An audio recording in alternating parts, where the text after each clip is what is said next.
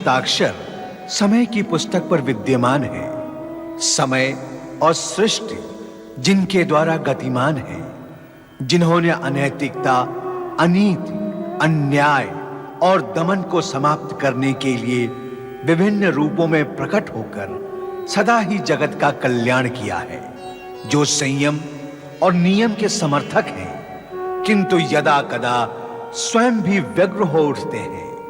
उनकी इस व्यग्रता में ऐसे अनेक कल्याणकारी रहस्य निहित होते हैं जो भावी घटनाओं की सूचना देते हैं। यद्यपि महेश्वर रुद्र हैं, संहार के देवता हैं, तथापि वे समय समय पर अपनी संहारक शक्तियों को रचनात्मक रूप में प्रकट करते रहते हैं।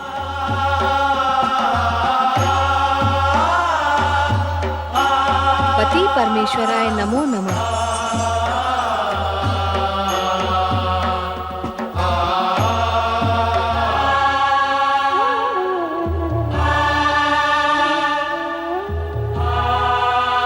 क्या बात है स्वामी, आप इतने व्यग्र क्यों हो रहे हैं?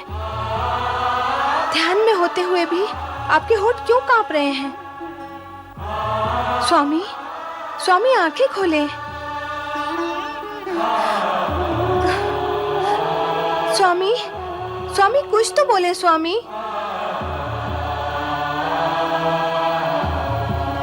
क्या बात है देवी, तुम इतनी व्यग्र क्यों हो रही हो? आपकी व्यग्रता देखकर। हाँ, हम व्यग्र और अशांत तो हैं। किंतु क्यों? कारण क्या है? एक कारण हो तो बताएं। कारण तो अनेकानेक है। इस जगत में देव, दानव, मानव कोई भी अनाचार अथवा अत्याचार से अछूता नहीं है। ये सभी समय समय पर अवसर पाते ही स्वार्थवश अथवा भोगवश उद्दंड होकर नैतिकता की मर्यादित सीमाओं का उल्लंघन करते हैं। इससे जगत में हाहाकार बढ़ता है और हम अशांत हो जाते हैं। स्वामी, आपने जिस सत्य का अनुभव किया वह कहा, अब मैं भी अपने अनुभव का सत्य कहूं? अवश्य कहो देवी। इस जगत में होने वाले समस्त अनाचारों, अत्याचारों और अनैतिक कार्यों को आपके अतिरिक्त अन्य कौन रोक सकता है? देवी, हमने निश्चय किया है कि इस बार अपने अंश से एक ऐसा रुद्रावतार उत्पन्न करेंगे जिसके भय से प्राणी अनुचित कार्यों से विरक्त हो जाए, न्याय, नीति तथा सत्य का उल्लंघन करने से पहले उसे उसके परिणाम का भय हो। कारण कि परिणाम का भय विचार कर प्राणी अनैतिक व अनुचित कार्यों से दूर रहता है।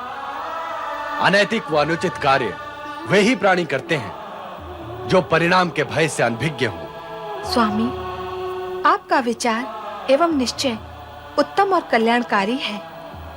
देवी, तुम तो जानती हो कि हम रुद्र हैं, संहार की देवता हैं। अपने अंश से उत्पन्न होने वाले उस रुद्रावतार के माध्यम से हम अपनी संहारक शक्ति को रचनात्मक रूप प्रदान करेंगे।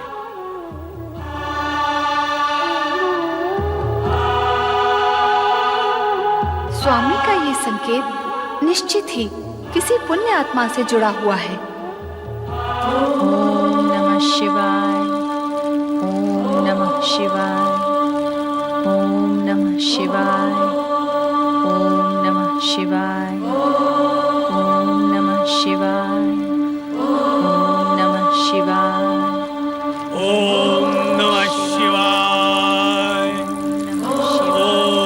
नमः शिवाय, ओम नमः शिवाय, ओम नमः शिवाय, ओम नमः शिवाय, देवी अनुसुईया, नमः शिवाय। तुम पिछले 7 दिनों से निरंतर शिव आराधना कर रही हो। हमारे बार बार समझाने पर भी तुमने पिछले 7 दिनों से अन्न जल ग्रहण नहीं किया। हम ये भी जानते हैं कि तुम्हारी इस हठपूर्ण आराधना का कोई परिणाम नहीं निकलेगा।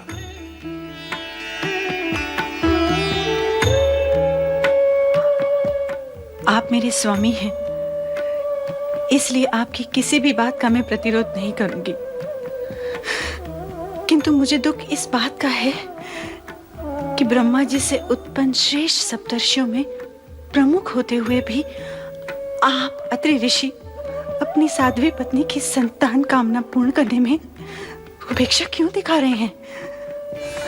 इस सत्य को तो आप भली भांति जानते हैं कि नारी के मन में छुपी ममता को संतुष्टि तभी मिलती है जब उसकी गोद भरी हो।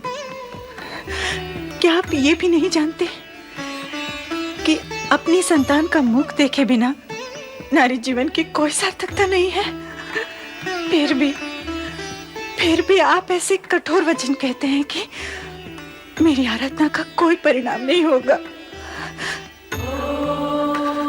देवी अनुसुईया, तुम्हारे सतीत्व के तेज से समस्त जगत परिचित है, किंतु हम इस कटु सत्य से मुक्त नहीं हो सकते कि हमारे भाग्य में अपनी संतान का सुख नहीं है। ये हम अपने दिव्य ज्ञान के बल से जान चुके हैं। अब जैसी तुम्हारी इच्छा तुम करो, हम तुमसे कुछ नहीं कहेंगे।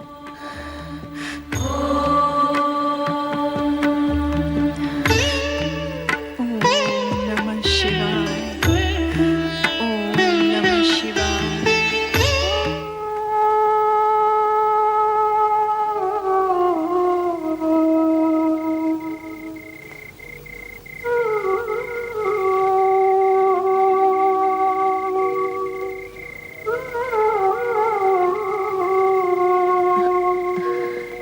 स्वामी, मैंने सदा मन, वचन, कर्म से आपकी सेवा की है। नारी और पत्नी का हर कर्तव्य और धर्म निभाया है। फिर आपने ऐसा क्यों कहा?